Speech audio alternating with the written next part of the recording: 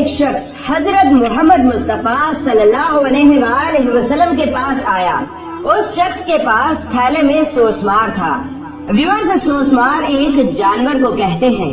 جیسے ہی وہ شخص حضرت محمد مصطفیٰ صلی اللہ علیہ وآلہ وسلم کے پاس آیا تو کہنے لگا، اے محمد، اس روئے ارض پر میری نظروں میں اگر کوئی دشمن ہے تو وہ صرف اور صرف آپ ہیں، اور اگر میرے بس میں ہوتا تو میں آپ کو بھی اسی وقت قتل کر دیتا۔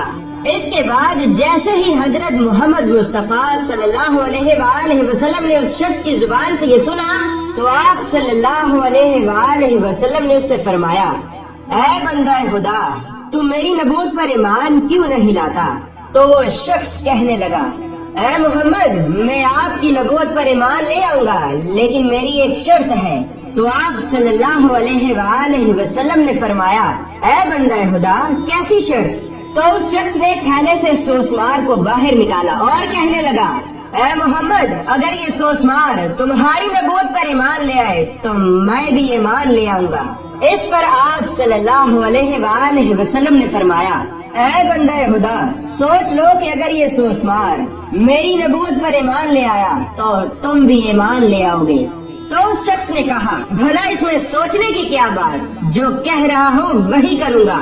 تو حضرت محمد مصطفیٰ صلی اللہ علیہ وآلہ وسلم نے فرمایا، اللہ نے انسانوں کے سوا اس کائنات میں کوئی ایسی چیز تخلیق ہی نہیں کی کہ جس نے میری نبوت پر ایمان نہ لایا ہو۔ یہ سوسمار تو صرف گواہی دے گا، ایمان تو پہلے سے لا چکا ہے۔ اس کے بعد حضرت محمد مصطفیٰ صلی اللہ علیہ وآلہ وسلم نے سوسمار سے کہا، اے سوسمار، تو کس کی عبادت کرتا ہے؟ تو سوسمار نے کہا، میں اس ذات کی عبادت کرتا ہوں کہ جس کا عرش آسمان پر، حکومت زمین پر، نگرانی سمندر تک، رحمت جنت میں اور عذاب جہنم میں ہے۔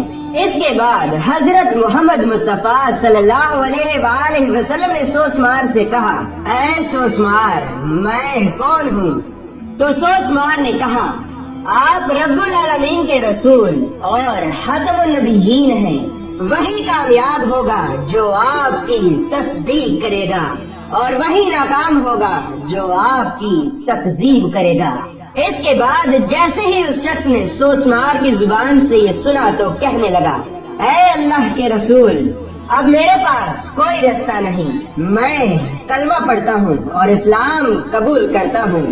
اسی طرح جیسے ہی اس شخص نے اسلام قبول کیا تو اس کے ساتھ 1000 لوگوں نے بھی اسلام قبول کر لیا۔